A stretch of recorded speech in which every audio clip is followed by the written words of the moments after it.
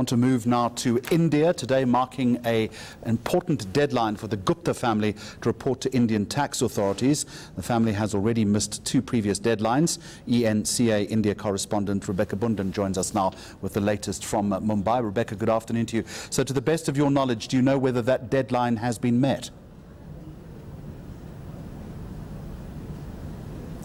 Income tax officials here are being very tight-lipped. I've been speaking to them today, and they've been saying the matter's confidential, and they haven't confirmed whether it has been met or not.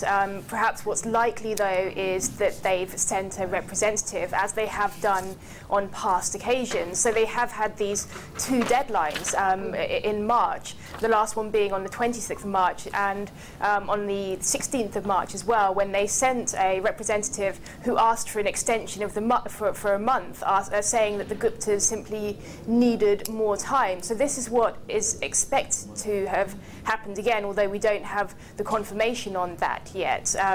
But the question is, how long can the tax authorities simply keep extending these deadlines when there are a number of properties in India that are under investigation at the moment? What would be the general precedent in a case like this? I mean, would they be given an extended deadline, or at some point are they simply going to become tax fugitives? Yes, exactly. So in this case, given the scale and the number of properties under investigation, perhaps it's the information that the authorities really want. So that makes it appear likely that they could be given a further extension, and especially if they've sent a representative asking for more time. But on the other hand, in these scenarios, you'd be looking at fines and the potential of arrest even.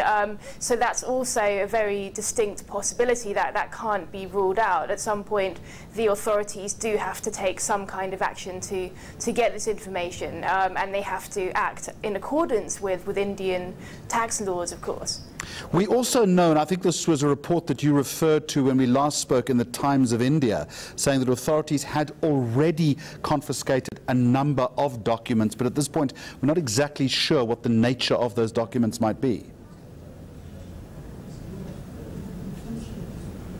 Yes, a lot of this is speculation and based on reports in the local press, especially in the Times of India, where they've said a number of properties have been attached and they have these certain documents, especially in relation to a temple that the Guptas are building in Saharanpur, where there are claims that there's suspicions of money laundering and illegally amassing property in India. Those are the reports that have emerged, and apparently these are documents that officials are looking at very closely at the moment, but they're reluctant to reveal any details. And part of the problem, of course, is no one knows where they are. Yes, that's very true. We actually met a close family friend of the Guptas in Saharanpur last week, and he said the last time he spoke to Ajay Gupta, a few days before that, he was in Dubai, and that's where they're believed to be at the moment. But they were in India in February. There are a number of sightings, and we got confirmations that they were in their hometown of Saharanpur, also in Dehradun, and they attended a wedding and religious function. But since then, they've certainly left the country. That's what we're hearing. Just finally, how much of a profile is this particular case receiving in India? I mean, for obvious reasons, you know how big and important it is in South Africa, but you know, given that they're now being hunted by tax authorities, that they possibly are seeking refuge or have taken refuge in Dubai, is this now a front and center issue in India, or not so much?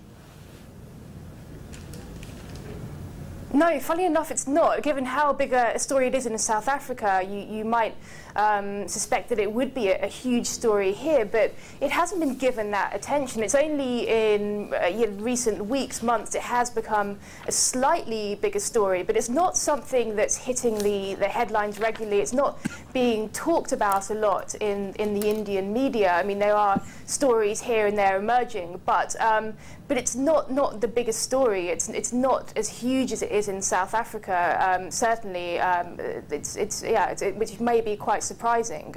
All right, eNCA India correspondent live in Mumbai for Newsday, Rebecca Bundhun, thank you very much indeed.